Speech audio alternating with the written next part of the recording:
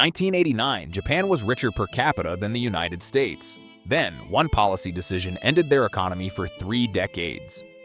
Imagine living in a country where the dirt under your feet is worth more than entire nations.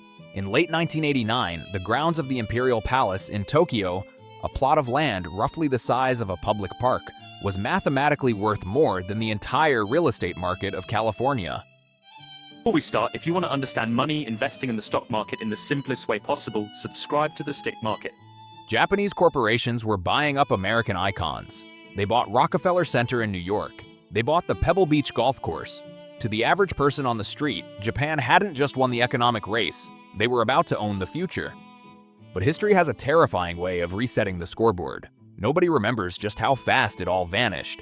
Because on one ordinary afternoon, a newly appointed man walked into the Bank of Japan, signed a single piece of paper, and accidentally triggered a financial apocalypse. By the time the dust settled, 30 years of accumulated wealth had evaporated. This is the story of how the world's greatest economic superpower broke itself in a single day, and why it could happen to us next. To understand the collapse, you first have to understand the madness. Economists call the 1980s Japan the asset price bubble. But to the people living through it, it felt like something far simpler: infinite money. It started with a secret meeting in New York in 1985. World leaders gathered under an agreement called the Plaza Accord. The United States was struggling financially, drowning in trade deficits, and needed relief. So they pressured Japan, along with Germany, France, and the UK, to artificially strengthen their currencies against the dollar. The plan worked. Too well. The Japanese yen surged in value almost overnight. That sounds like a good thing.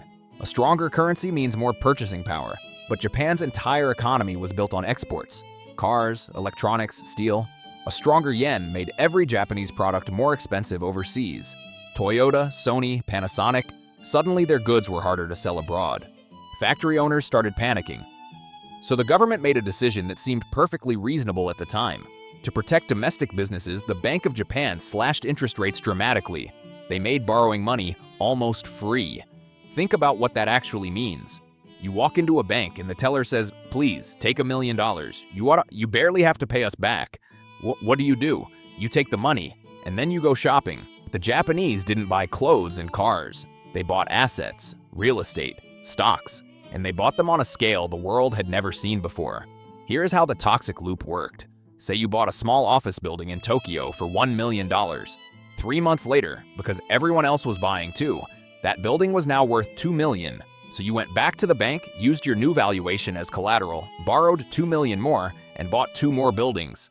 Then those doubled, and you bought 4 more. Everyone was doing this. Regular citizens, massive corporations, even local grocery stores were trading stocks and real estate on the side because it was more profitable than selling groceries. By 1989, the Tokyo Stock Exchange accounted for over 40% of the entire world's stock market value. America was a distant second. Golf club memberships in Tokyo, not the clubs themselves, just the right to play 18 holes, were selling for $2 million each. It was a beautiful, soaring balloon, but it was made of glass. And it was completely empty inside. The whole system ran on one shared belief: prices only go up. And that belief required every single participant to keep believing in order to survive. Enter Yasushi Mieno. On December 17, 1989, he was appointed governor of the Bank of Japan.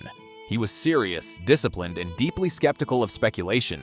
When he looked at the skyrocketing stock market and the insane housing prices, he did not see prosperity.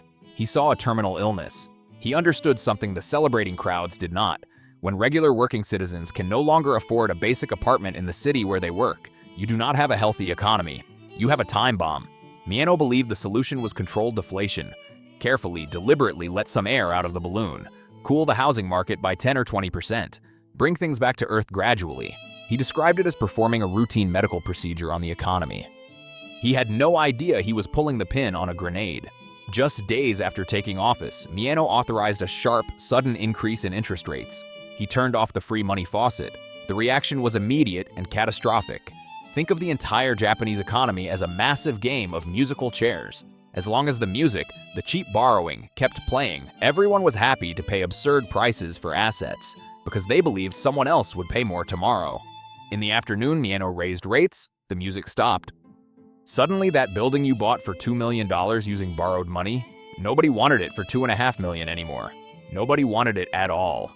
Panic flooded the Tokyo Stock Exchange. Massive sell orders poured in simultaneously. Everyone tried to squeeze through the exit door at the exact same moment. In a single trading session, the psychological foundation of Japan's entire empire cracked. The belief that had powered a decade of prosperity died in an afternoon. What followed was not a recession. It was a slow-motion economic suffocation that lasted 3 full decades. The banks collapsed first, quietly and dishonestly. They had handed out billions in loans backed by real estate collateral. When property values cratered, the math became grotesque. If a bank lent $10 million against a property now worth $2 million, they had an $8 million hole in their books.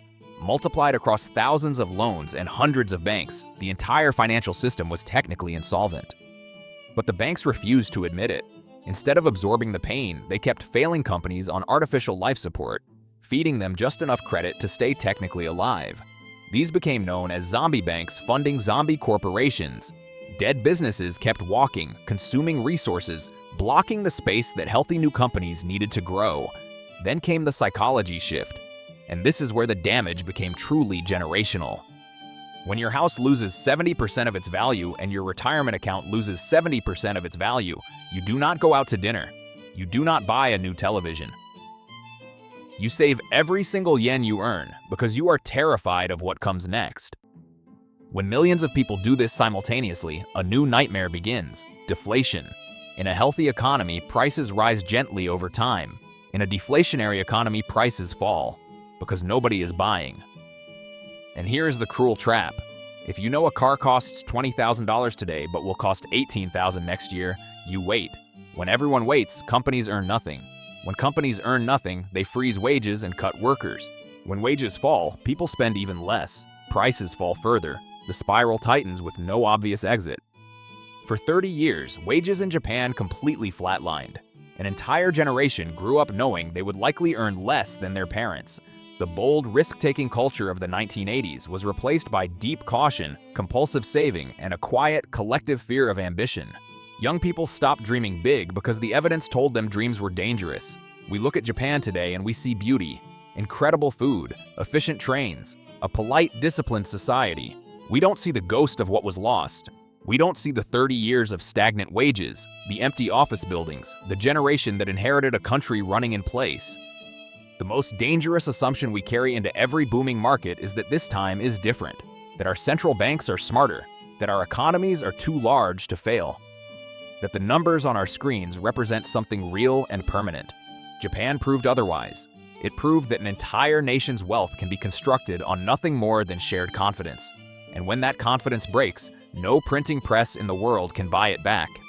Confidence, once shattered, takes generations to rebuild. Not years, not policy meetings, not bailout packages, generations. Right now, housing markets around the world are surging to heights that ordinary people cannot reach. Stock markets are breaking records fueled by easy credit and new waves of hype. We look at our portfolios and feel wealthy. We feel safe. But next time you see a market that feels too good to be true, remember one afternoon in December 1989. Remember a room full of brilliant economists who believed they could gently cool a monster they had spent a decade building. And watch 30 years of wealth begin to vanish before sunset. The line between an economic miracle and a 30-year nightmare is thinner than any of us want to admit. And the most dangerous moment is always the one when nobody believes it can end. If you enjoyed the video, hit subscribe and click the bell button for more updates. See you in the next episode of Stick Market.